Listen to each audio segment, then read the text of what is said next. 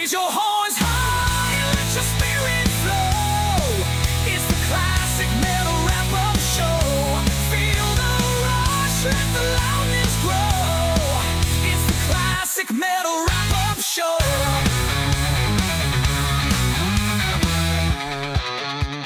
Get on here. I know. I guess, though, in this day and age, though, Ruben, for some broke-ass motherfucker in pick your state, South Carolina, taking care of Jean Benoit, if he's got 2,000 coming in royalties a month from fucking Paul Stanley's albums, that is enough for some fucking lowlife to go, hey, I'm going to hang out with you and take care and wipe your ass and take your check. So, and who knows what state he's in? I mean, that's what it boils down to. I mean, is he a vegetable? Is he, you know, in a wheelchair? Is he, you know, who knows what's going on? But it's a sad state of affairs in America where even some of these guys who have, I mean, like Ace had a lot of money by our standards still by the end of it when everything was done. And people are like, oh, he had no money. You know what else took a lot of his money? Those 2 fucking weeks with a fucking tube in his fucking brain and hooked to machines. You don't think that cost him a couple $100,000 minimum off the fucking top of his estate just to fucking be in that hospital? Our medical system is a fucking joke, dude. So, poor and well, go to a KISS convention and you'll just tell me what kind of people are there. Well, even with they're fucking idiots. But even with this guy, remember I said, you know, the only thing he's really known for as a solo artist was his first solo record, and I couldn't remember the name. I said it's Drums Along the Something or Other or something like that.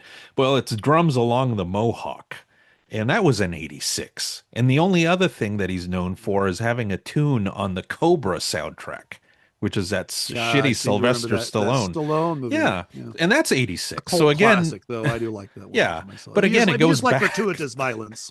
Yeah, like it goes back fucking 40 years or something. Yeah, nothing. There's been nothing since 1990 to now. He hasn't had any relevance to anything that's going on anywhere that I'm aware of. That's what I'm saying. When they were interviewing, it looked like he was in the hull of a fucking sailboat in a harbor somewhere trying to get by with a microwave and a hot pocket is what I thought was going on. But you're right. That's just my take from the video. But yeah, this article's totally like somebody's moved in and took all these images, music, and all these other creations of his and material and property, and now they posted this ridiculous Facebook thing, which again, it goes back to, like you said, the mental illness factor, similar to like Vinnie Vincent, because it's just kind of like, why would you do this? It's kind of embarrassing, you know. Yeah, wait for the GoFundMe. It's coming. Yeah, the interviews I saw, which again was 4 or 5 years ago or whatever, he had his faculties about him. There was nothing like that. That's not his right. So he's clearly in a situation where someone else is taking the helm of his life and is doing this shit. And, you know, I'm sad to hear that for the guy, but, you know, same token, I say this all the time. You want to become a musician? Why don't you learn to be a carpenter or a plumber too, or an auto mechanic or something? Because I'm zooming in again. Yeah, it just keeps going. It's a fucking. I'll have to fix the settings on this fucking thing. All good. But here's the next thing that we had, because this was interesting, and I even posted this on the Trunk Web fan page, because Ed makes this assumption, you know, that the John Sykes. Remember John Sykes? He died. Trunk, was his boy. They're like this. Tight, he was tight with him, but he didn't even know he fucking died. He found out like everybody that he had passed, right? But he's talking about the EP that the label's going to put out, and he goes into this that this has been sitting around for 10 years. John played it for me, blah, blah, blah. Basically, I've already heard this. I don't have any idea why it's being released as an EP. And basically it could, you know, I mean, he's assuming it's the same shit. It could be something totally different. So yeah, he has no clue. And as far as, because he's not Golden Robot, and he's not Sykes Estate or whoever his family or lover or wife, whatever the fuck's got control of this shit. He doesn't know that. Again, we're going to show you here in a little bit how Trunk likes to fucking glaze the shit out of himself and just act like he's the center of the fucking rock universe, dude. I try really hard to listen to his show for the information I might be able to glean from it. But what I constantly find myself doing is going, is he talking about himself again? Right. And he's just, because it's all that I read about, and they said they mentioned me. Yeah. And Well, it's like, dude, it so I is. get it, but There's it makes more. the show unlistenable. There is more entertainment value with Trunk though than there is with the CMS, in Oh, the yeah. sense I that mean, he says, "Hey, we got open phones today," and I'm like, "Oh yeah, we even have a thing going where it's like, how late into the show is he going to open up the phones and how many calls are going to get in?" Because yeah. he gets going with his rants, and his sidekick Joel will say, "Hey, and today is so and so's birthday," and he goes, "Oh, I know him. We're friends. Let me text him a birthday, send him a birthday text," and then oh, and then this is, oh well, and it really is entertaining. I I think unlike your brother though, I think Trunk. I don't know that it's an ego thing. I think he's just that clueless. He must have some kind of autism or some shit. You know He's what I on mean? the spectrum. I've wondered Yeah. that too before. Yeah. But Trunk, let's use your own logic. I've heard you say recently on the show how you're just going to drop your 40th anniversary concert on YouTube with Mm. your own edit, your own shit, because you can't get the sync and the licensing and the publishing, the royalties and all this shit, the copyright, whatever it is, all these things legally sorted out to release it because of all the artists that were performing and appearing. You don't think that John Sykes' widow estate Hmm. doesn't have the same hurdles to cross if there are other musicians involved, other writers involved, if he's covering a song from another artist or whatever he's doing on this album. You don't think that there was those things that had, maybe that's why some tracks couldn't be released. Maybe some guy said, I helped co-write that with Sykes, but I'm not signing off on its release. Or whatever. I mean, could be legal entanglements there. Trunk, wake the fuck up. Use your own. If you're the center of the rock universe, you should know that trying to put something out that involves more than a couple of people becomes a fucking nightmare to get everyone to sign everything, to do everything legally. If you want to make money and collect revenue from it. So the other thing is, am I not mistaken in saying that John Sykes hasn't done jack shit for fucking centuries because John Sykes Yeah. never could do jack shit because he could never get out of his own head to release the shit he And was doing? and who do you think is a bigger underachiever? Fucking Eddie Van Halen or John Sykes? John Sykes. Yeah, I mean, well, and I don't know if you're familiar with this because I know John Sykes was also active after Whitesnake. Yeah. He did those Blue Murder records, Murder. Yeah. did solo records, bigger in Japan. I mean, it's almost like he focused on Japan, unfortunately, and I that listened to cost one of him. his live albums. I think it's from Europe. Yeah, It's it's good. fucking Yeah. great. Yeah. And But here's here's the the other deal. thing. If you recall, because again, it's Eddie Trunk. He mentioned it the day that he mentioned this EP too. He goes, and I went introduced him to Billy Sheehan and Mike Portnoy, and he was going to be the guitar player, singer, and Winery Dogs. Which again, he squandered that opportunity because that's a fucking solid band. But then again, it might have Yes. not worked with Sykes in there. I think it works better with Richie Kotzen in there.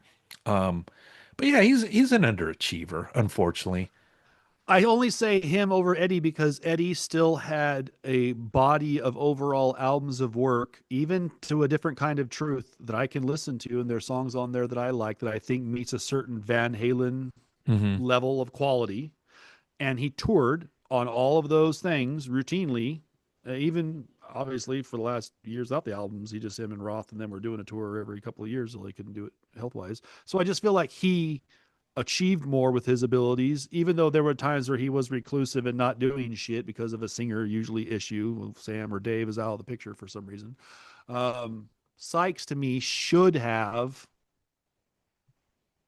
Yeah. shot to that. I'm with Trunk. He should have shot to that. His playing is Hmm. fucking fantastic. His singing is fantastic. His Yeah. songwriting is fantastic. The only thing that held John Sykes back is John Sykes being moody, it sounds like, hard to work with, it sounds Yeah. like. I mean, the Trunk said that himself. He was Hmm. not able to get out of his own fucking way sometimes to do what needed to be done. And so that's an underachiever, dude. Your skill level was top tier, and yet you could not get out of your own fucking way to go become a rock star. So There's guys like that. They just get right and then they sabotage it. Michael Schenker for a long time would get right and then he would sabotage it. Yeah. It's like, dude, like you get really close with a good album, it can have a big tour, and then where's Michael? He's riding a motorcycle, drunk, high on cocaine, and can't be found.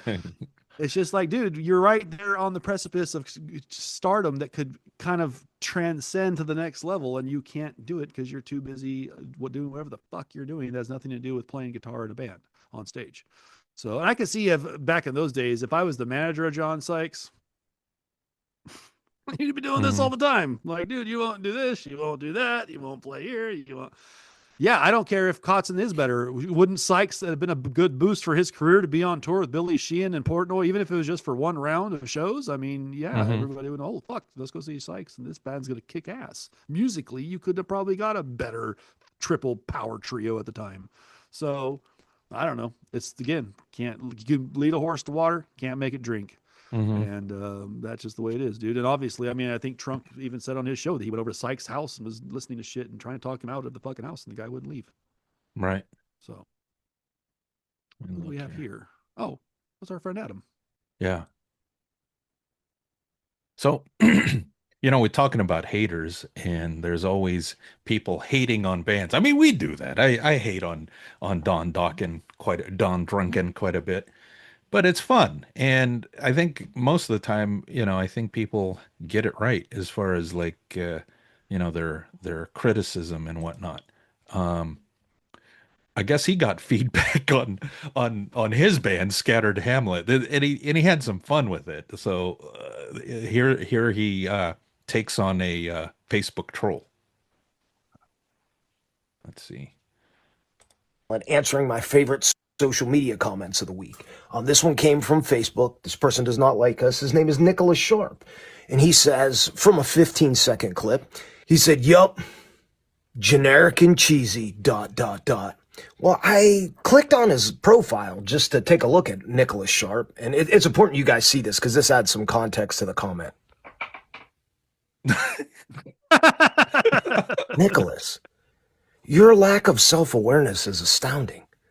Let's break it down. You have like weird generic corpse paint. You're playing a 5-string bass up by your neck, and you've got your camo cargo shorts on, and you chose to put that picture on Facebook. You are calling us generic and cheesy.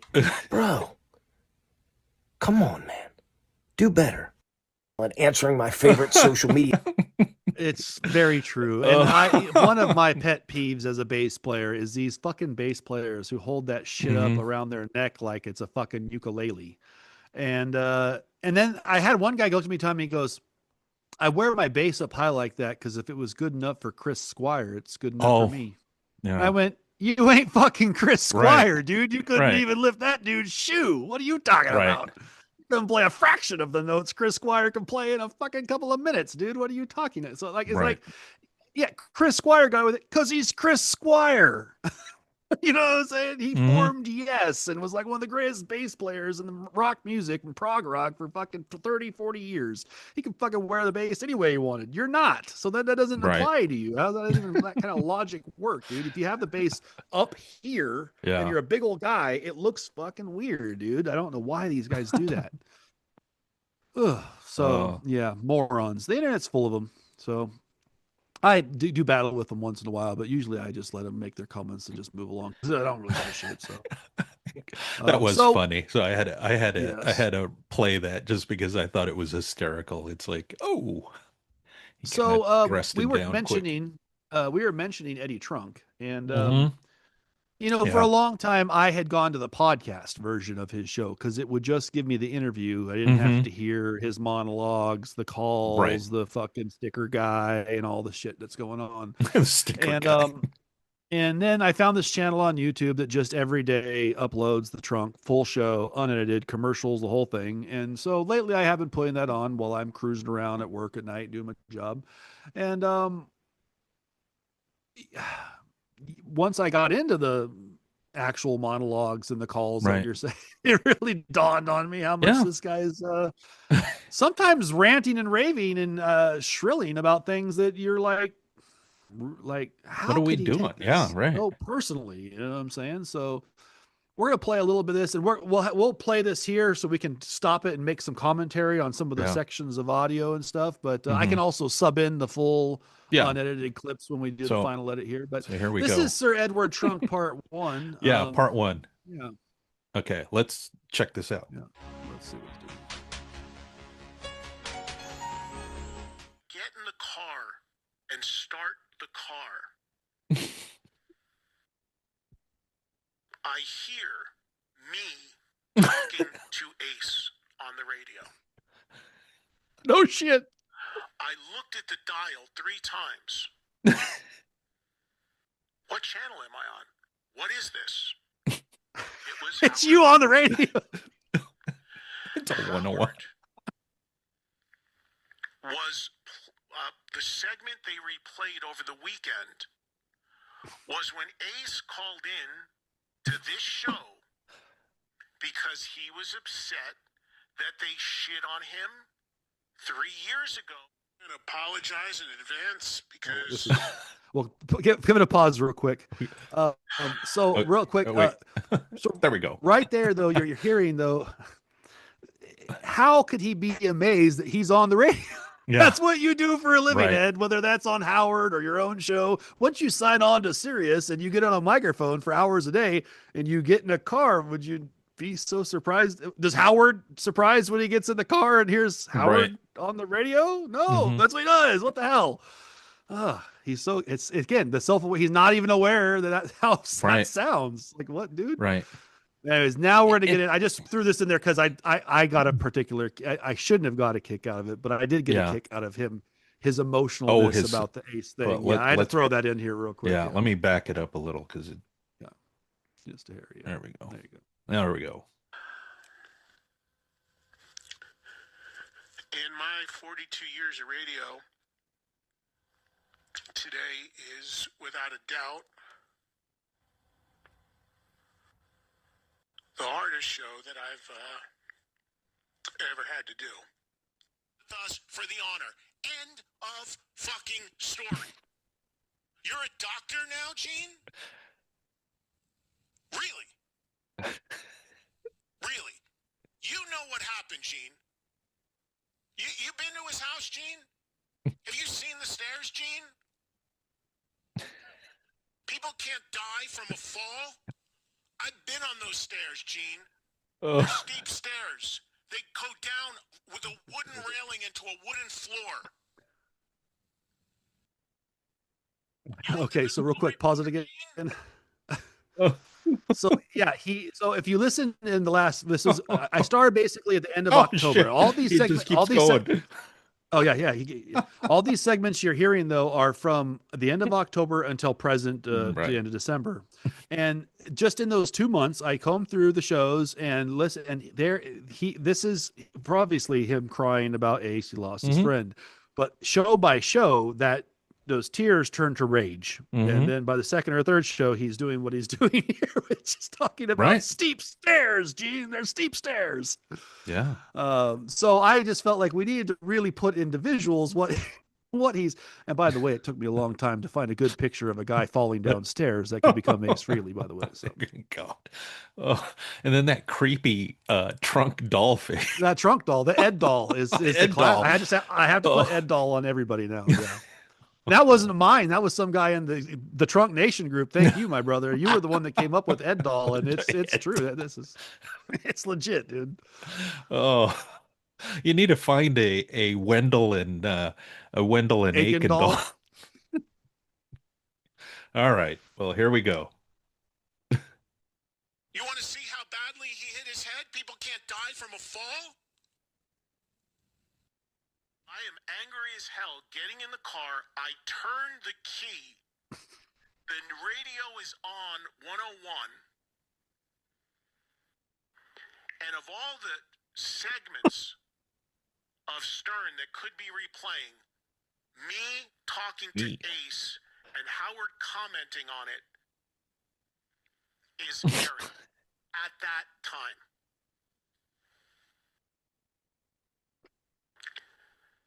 If you believe in messages, beyond belief. And Ace I had not heard that since he was on. I mean, I don't go back and listen to my old stuff. I do a show, I move on to the next day. I rarely ever go back and listen to anything from my past. But there he was in a car listening to things from his past. Yeah. But he rarely ever does that. Oh. And then we have one more where Ed, We'll this one is more focused. Yeah, if you bring it up, this one is more focused on his meet and greets with the fans, which he claims to be doing, and him just glazing himself, reading about himself, hearing about himself, anything that can pat himself on the back, he doesn't mind bringing up on the show. So, once again, Ed, you're just not quite aware of how it sounds to us on the dial, because, and I think you said this in a comment one time, and I think you might agree, he is the cheapest fuck. He's right there, man. He's just if Sirius is not paying him, on the clock, there's no concept in his head at all to do something extra on his own time or dime to further his show or his career or whatever he's doing. So, we lost your mic.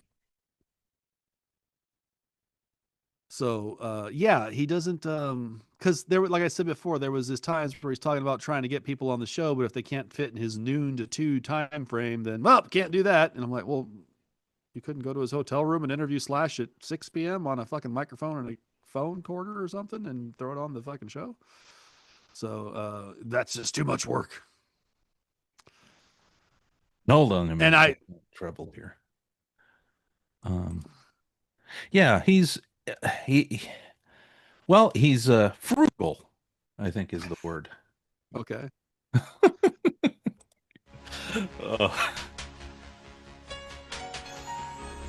That wig. Not to mention yesterday that I remember. Yeah. So I was.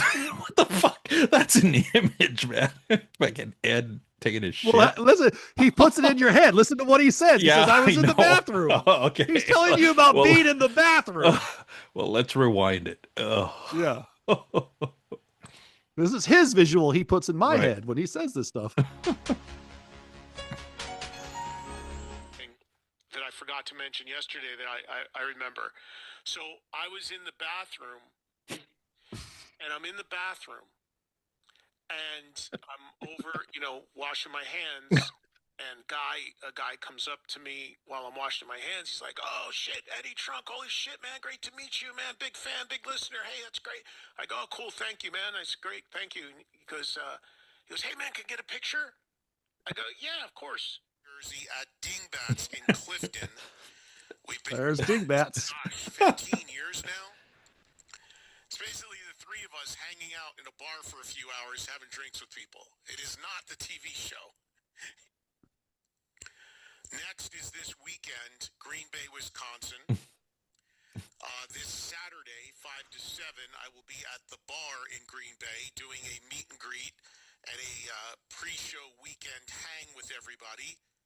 It's a huge because it shows that my voice has resonated, that my audience has such a reach. Ooh. I never think of myself in these terms. The king. The king. The king. He says it twice in a row on his own just to emphasize it. Great connections with people, okay?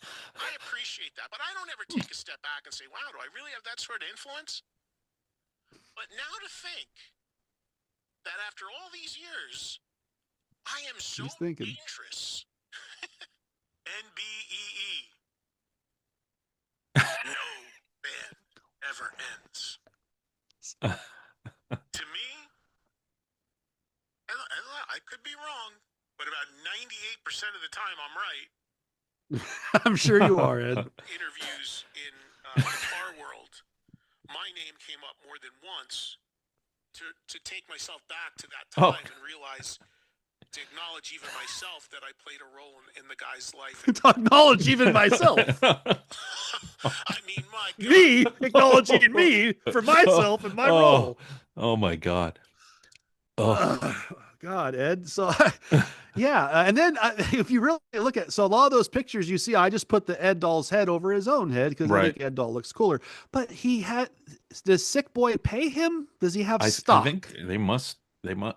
Is I it think. I his think. cousin or brother's motorcycle I don't know shop? that I don't know, but you know when Ed is hit when he started really going off the rails, I think was when Gene and Paul cut him off, and then Mm-hmm. the next thing that happened was the Sharon Osbourne cutting him off and not having Mm-hmm. him be able to Yeah. access Ozzy. Ozzy when he Yeah. did his last few records, right? And then Yeah. I think then that's when the head started getting inflated a little bit because I really do think that in the beginning, at least up until that point, I mean, I think he did this all without really putting any thought. You know, he wasn't doing it intentionally. I think it's just he's got a simple mind. but but I think there gets to a point where then it's like, ooh, maybe I do have this kind of power. You know, Gene and Paul don't want anything to do with me. They're afraid of me, kind of like he was saying in that clip. And then all of a sudden, Sharon, oh, I must be a real dangerous guy, you know. Um, and then it just went from there. Yeah, I mean, again, I like it because it talks about music. He does Hmm. constantly keep it about the music or No what's politics, involving no the musicians. racist, Yeah, no you don't chicks get with no, chicks not looks. reading news stories off CNN. He's Yeah, not regurgitating, well, Boston, I saw him, or Susanna Hoffs in 1987, you right, know. right. So none of that stuff. And so I can listen because when it does get to the music stuff, I'm not saying he doesn't know me. He knows shit about music. He's fucking a nerd like I am, like Sure. you are. Yeah. But it is just what we call, what my son's generation would call glazing himself. He's just constantly lathering himself up about how Yeah. great he is, and it's really over. I mean, I just, if you just take out the first 30 minutes of each show and listen to what he Hmm. says, it's usually just, I'm Yeah. going to be here. I'm doing that. I was involved in this. They put my name in this. Guitar World had me mentioned there. This had Yeah. that mentioned there. And it's like, dude, okay, we get it. I think for him, it started with the TV show. Hmm. I think once the TV show got on VH1, he thinks he's a TV Right. star now. He thinks Right. I'm like fucking Todd Bridges and everybody else who was on a sitcom. I'm the guy. And, and it's just like, no, dude, it was much more, by the time your show came on, it was much more niche and less, when Todd Bridges was on Different Strokes, there was fucking 5 channels. So everybody was watching Different Strokes, Hmm. brother. So I'm just saying that got in his head and to some level or another, because it seems like that coupled with, like, to this day that he goes around, well, if they brought someone else mentioned, where's that metal show at? It's like, oh, he just, that I think strokes that ego every time he goes Hmm. out there, someone saying that to him, and just makes this thing go, that doll's head gets a little bit bigger and a Hmm. little bit bigger and a little bit bigger. So um, still not as, I mean, at least he's aware of bands that have, come up in the last 10, 15 years, Sure. unlike Neely. Neely knows nothing. So Neely could probably not name you a new album in the last 10 years by a newer band, we'll even Hmm. just say, that he listens to. He just doesn't. I mean, Red Rain would be the only one he might be able to Yeah. throw in Yeah. that or something. Yeah. Um, no. So at least Ed, whether I like the Struts, whether I like Rival Sons, whether Hmm. I like Tuck Smith, he's up Tuck Smith's Yeah. ass like Yeah. he's his fucking butt buddy. Um, that's whatever. At least those guys are newer for Neely standards, for Trunk Hmm. standards. They, in the last 20 years, they've emerged as guys playing rock concerts. So we'll give him credit there. But yeah, there's just times where he says things too, and you're just like, dude, Hmm. with the kind of money and the kind of clout you claim and think that you have, then you should just be able to, so yeah, well, like I said, well, can't these rock stars bend to me and come to my studio in LA from 12 to Right. 2? Why would they have to be out there sound checking at some casino? Yeah. It's like, dude, just go to the casino and interview everyone there. Imagine that, Right. Ed. You step out of you do something to make your show be better, not just sit in a fucking room with a microphone in front of you and some other guy running. That's what you really want, Ed, is you have Hmm. to have another guy running all your gear because you refuse to do it yourself. Yeah. Okay, gotcha. Just for the record, ladies and gentlemen, this is boomer mindset. This is why the Hmm. Howard Sterns, the Ed Trunks, the Neelys are going to go by the wayside, because there's who are these podcasts? Carl's out there doing everything himself. You don't need a guy running shit. He's running the computer. He's doing this. He's propping up the video. He's cutting shit.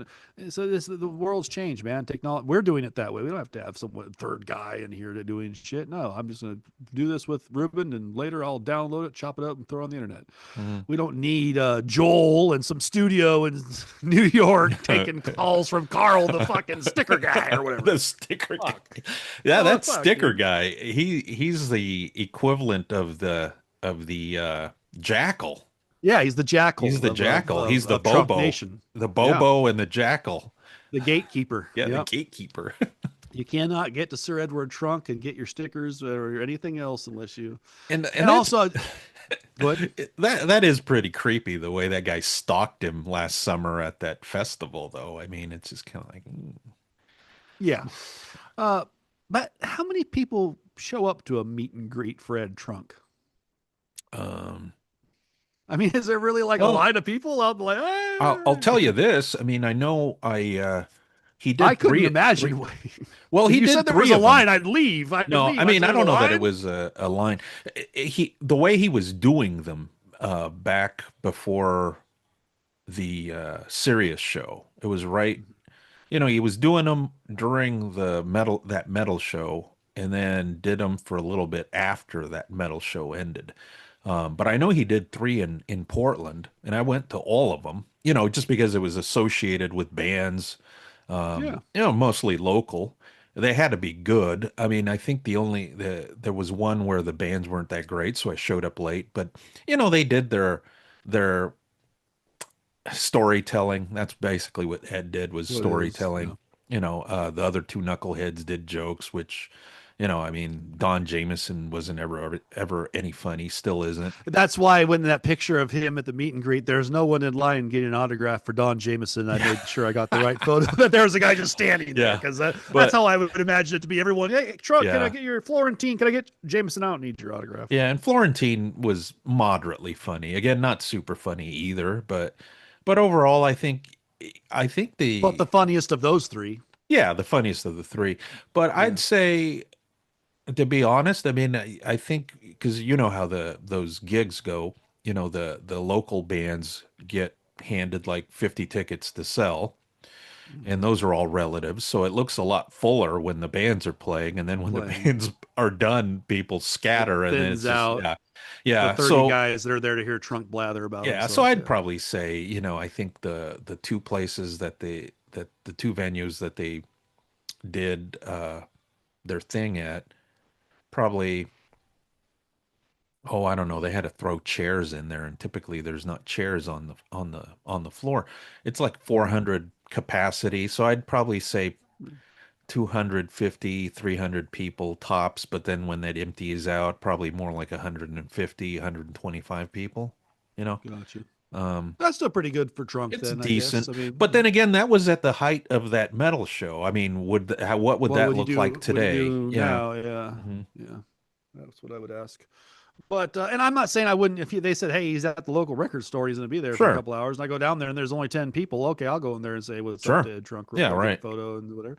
I'm not knocking the guy. I'm just saying, if I walked up and there's 100 people in line, I might be inclined to let's skip this, and I'm not waiting in 100 people in line. Right. He's not Gene Simmons or whatever. I don't know, some other rock star person you'd want to meet. So, yeah, he's just one of those things, though. Just dial it back a notch. Just little less about you. And it's okay to promote. You're going to be at Dingbats. I don't care. Hating on you for saying you're doing your show here. You got the thing there. I'll be at the Sands over here at the festival. Whatever. That's all good. It's when you start going on the Guitar Center article or Guitar World article, mention me, and it's like. We don't need to know that, bro. Like, we could read the article and see that it's had Ed Trunk in there. But really, that article was about Ace Frehley. It had nothing to do with you. It wasn't centered about it. They weren't writing a full spread on Ed Trunk. But what proves that he's full of shit is he says, "Well, I don't usually, but no, you were reading the thing, looking for your fucking name, bro, and then you saved it to bring to the show." So yeah, you do. It's just like when Neely says that. It's the guaranteed. That's the red flag that he does this. He's like, I don't usually, or I won't normally, but I don't normally go on social media. I don't usually date anything but a 10, but since she was at Quaker Steak and Lubin was a 9+, I lowered my standards for the night. You know, one thing he hasn't done recently, he hasn't said, "Oh, kind of looks like a girl I dated." Because he's not. I think he's gotten so much shit from this talk about women, knowing that he's a complete fucking turd brain with no women skills at all. Right. That he's now dialed that back on the. It's Aiken telling him, "Hey, dude, they were fucking hammering you about this." Oh, well, I won't say that. No, okay, I'll leave that out. Isn't it funny though? He is a little tamer. Like he's almost kind of like what would we say? Restrained a little bit. A little. He got a talking to from Aiken, I guarantee it, about a couple things, but probably the racism, because that's been dialed back overall. He hasn't been blurting the N-word quite as much. He's been trying to use other lingo or try to subvert with those little like innuendos in his stories. Well, you know what kind of person would do that in a bus station, don't you, Chris? And you know what has happened? I think we've sobered that son of a bitch up, because that's when he used to pop off. Remember those rosy cheeks? Yeah. Although that wasn't that a complete falsehood though, that he's saying last week when he said, "Oh, it's been several weeks since I've drank on the show"? That's bullshit. It's probably been a week, 2 weeks now. This weekend. He might have started pre-Christmas and made it to now, but definitely in October, November, he was doing this on the show. Yeah, the rosy cheeks and the stupid comments and the bobbling head. And by the paid segment, he'd be, let's read this story about a lady losing it on an airplane. You know what kind of people would do that? Yeah, yeah, right. Racism just starts seeping from his pores the more the alcohol goes down his gullet, which is why he's trying to cut back the alcohol. He also has obviously completely removed Taylor from the show altogether because we brought that up. And so either that's over with or he's keeping it in hiding because he's afraid that it'll be wrap-up show fodder later. And and then now Aiken's trying to trim the show to 3 hours and basically telling Jackal in the chat room, "Go fuck yourself. If I want to do 3 hours, I'm doing 3 hours." And I'm all for that, Aiken. Cut it to 3 hours. Hey, if that makes Jackal cry, oh well. Oh well. If Shelly has to moan and groan more because she has nothing to do with her life, oh well. Yeah. If Ben Benjamin and them lose 2 or 3 hours in a chat room talking shit about us, oh well. So I don't really care. Yeah. And isn't it funny? I mean, we're not even on their stupid chat room anymore, and they're still going on.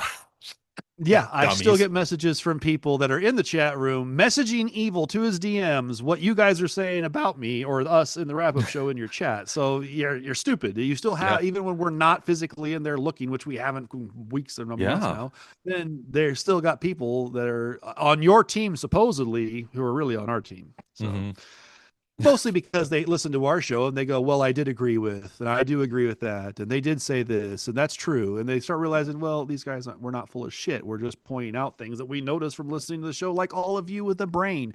The only people that don't notice these things are people that are pea-sized brain, who don't have common sense or any fucking logic. And a bunch of those are in that chat room banging away on their keyboard, fucking liquored up too. But those of us who are sober, somewhat sober, or conscious, awake, and thinking, and our brains are functioning, when Neely starts going on, your brain just goes, why would he say?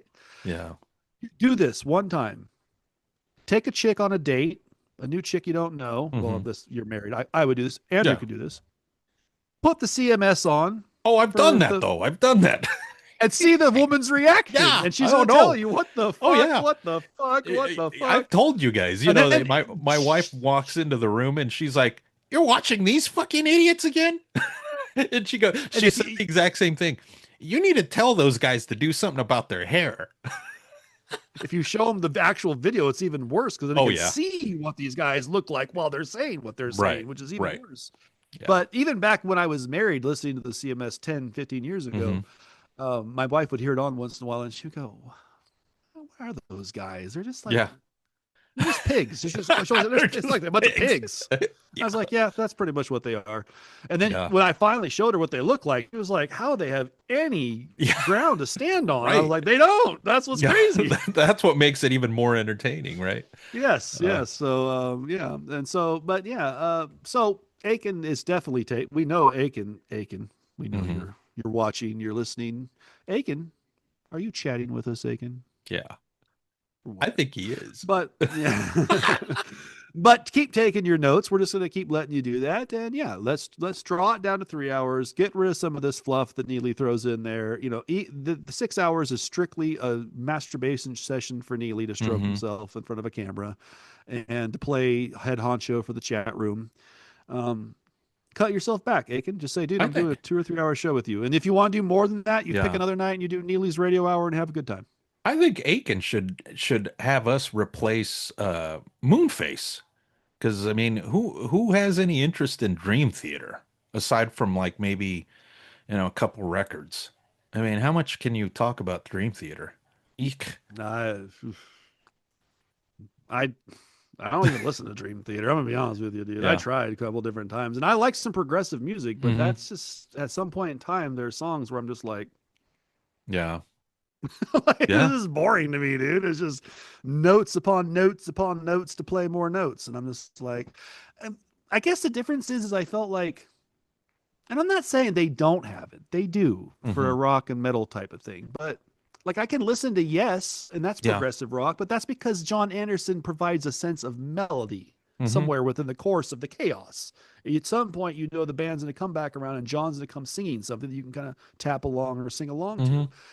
I don't get that with Dream Theater. I don't like LeBray's voice. A lot of the vocals are not something that's memorable to me or something that I would sing along to later, and so it doesn't stick in my head that way. There's a couple of songs, but in their whole career to have 2 or 3, and that's all I can really remember. Yeah.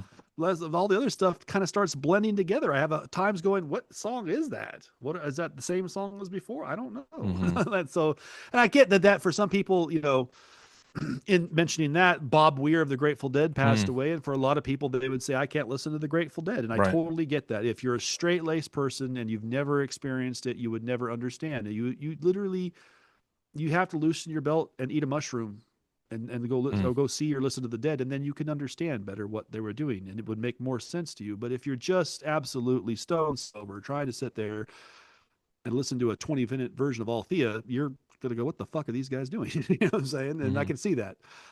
With Dream Theater, though, even with some psychedelics, I don't think I would be able to sit that long and go through what's going on stage. It just doesn't interest me that long. At some point in time, I kind of felt like it was metal version of Rush, but boringer with less vocal melody because there's no Getty. Or something, you know what I'm saying? Musically, it's the guitar player is great. The bass player, that Mayung guy, is great. The drum, Portnoy, whatever drummer, the Mangini was just as good too. They're not there. It's just, I just don't. I guess what I'm saying is, name the song that I would go to right now, because even Yes has a song that I can go to radio and say, that's the song. Roundabout, here we go. Roundabout. Oh, for them, for Dream Theater. What's the song? Oh, it'd be Pull Me go, Under. But then that's like one of the more melodic, accessible, shorter tunes too. That's my point. There's nothing else that really sounds like that. If they did, maybe I missed it because I'm not as involved as Moonface. I just know that I have tried to sit through a couple of live shows on YouTube. I didn't get it. I listened to an album or two and scanned a couple tracks, a recent album as well as the old Pull Me Under. I was familiar with. I'd actually heard that before, but I just found myself going, no, there's just nothing. And I'm a guy who could handle some progressive rock. I could sit through the Grateful Dead, the Allman Brothers, jam bands, Humphreys, McGee, Widespread Panic. I'm not much of a Fish head, but because their vocals, again, suck. Fish's vocals are horrible. There's nothing lyrically or vocally good about their bands. So, you know, and I get some people just don't, you know. So yeah, a podcast about that? Is there a podcast for Yes? Is there a podcast? I make sure there is somewhere. I just not finding it. There might be. Yeah. I mean, again, niche audiences. You're just asking for only a small selection of people that even know what you're talking about. I like Yes, but I've literally in my life met 5 dudes who could talk Yes with me. Everybody else doesn't know anything about it. So, but yeah. For me, being from the Bay Area, I know this last weekend kind of the big thing because Bob Weir was a founder of the Grateful Dead. It pretty much shut down San Francisco. They had a huge thing for him, a huge memorial for him. And, I didn't always support what he did with the Dead after Jerry's passing. I think that he commercialized it in a way that I wasn't supportive of. But I can't knock what he did the first 20 or 30 years with Jerry and Phil and those guys. If you don't understand the Dead, that's totally fine musically. But what you can't deny is that they are a musical institution that literally created a genre of music that prior to them didn't exist. I mean, Humphreys, Widespread, all these jam bands, they literally is a genre now in your music store of jam bands you can go find that exist because of Jerry Garcia and Bob Weir. It didn't exist prior to that. There was no bands doing that. There was no guys taking blues shit and going fucking for 25-minute versions of shit. So whether you like them or not, they create a whole subgenre of rock music over here that sells records, that sells concert tickets, that people are dedicated to, that go out and they make a lot of money, those musicians and those bands doing that. So more power to them. And for that, I think rest in peace, Bob, where you helped create something that will again, I don't know if they'll be playing Dokken in 100 years, but I'm pretty sure someone somewhere will be strumming Uncle John's Band or, Not Fade Away or one of these Grateful Dead songs that we all know. So, yeah. Touch of Grey. You'll hear it somewhere. Lost your mic. I mean, I'm thinking, I'm fucking around with this camera trying to fix it, but I need to restart, so it'll have to wait till next week to fix it. We're about wrapped up here anyways, I think, right? Yeah. I don't think there's as much musically news-wise to talk about. It's been pretty dead. There'll be some good stuff. Plus, I think we should put a photo album of Shelly Rock's memes for next week. Well, yeah, I have a couple in my reserve, and I was kind of not sharing them too much because I was afraid she would hate me more, and she already hates me so much that is she so over angry? My shoulder sometimes. I'm so angry. I'm shaking. Yeah, I'm worried sometimes. I'm looking over my shoulder thinking there's a Swiss hitman coming to take me out because she's. She's not in Switzerland. She probably lives in Brooklyn. I have no idea where she's from, but she has the teeth though of a European. I do give her that. Those chompers look like they've been on the European dental care system. So, just saying. Again, the world's still in flames. It seems like, ladies and gentlemen. So try to be good to each other. Go see a concert and have a good time rather than stand on a corner being a jerk off, waiting for someone to punch you or shoot you or take you away or whatever could happen. I can't think of much. Everything I got with the rock music stuff is stuff we already know about. Shit, I don't think there's anything really smoking new. There was some, more crazy talk from the Vinnie Vincent camp, but that's just always going on with Vicky. She's always in a state of flux regarding the release of her music and what she's going to charge for it. So. Right. Her, ma'am, yes. Pantsuit recipient. Oh, that's right. She won that award. Well, I found out later, I thought the Clintons aren't testifying to this Epstein stuff. What's going on? And then Hillary said, I was busy with Vicky at the award ceremony for so she couldn't be in two places at once. She was given a pantsuit award. So nice. Makes perfect sense. And so it looked like the Patriots won. So the Patriots are advancing. CJ Stroud did shit the bed, only 16 points for them. That's better than the Niners got, but still not going to cut it to the Patriots. So now what do we have? We have next up is Bears and Rams, right? Rams, yep. In Chicago, though, right? Yep. Yeah, going to be cold. That's going to be cold. Let's see how the LA boys handle that. Yeah, no kidding.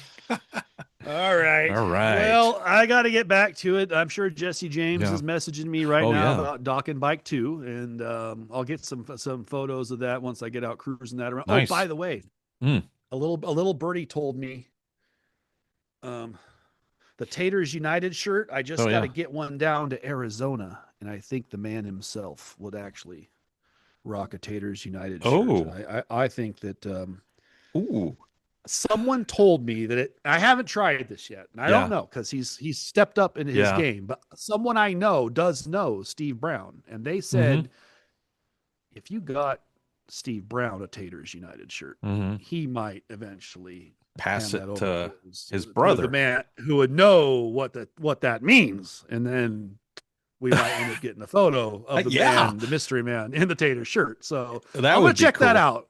I gotta see if this person can back channel to Steve himself and not have to go through, B-dubs, peoples, and things. So we'll see. But if that was even an inkling, because my old Steve is a really nice guy, so he would get heat as soon as he see the taters and the fist. He knows that's his reference to his brother. Oh yeah, for sure. So, anyways, we know you're out there, Mick. You are doing what Don should be doing. You're chilling, enjoying your life, riding your motorcycle, drinking a beer, having a good time, and not putting yourself through the wear and tear of making a mockery of yourself on stage like Don does. So right. We're going to see if we can get that to him. So to wrap this one up, what we're saying is for Mick Brown, any in for Don Dawkin, and we know that Wendell and Crenshaw have done this before. Everybody get your fist in there. Yeah! All right, y'all. Till next time. All right. Later. Raise your horns.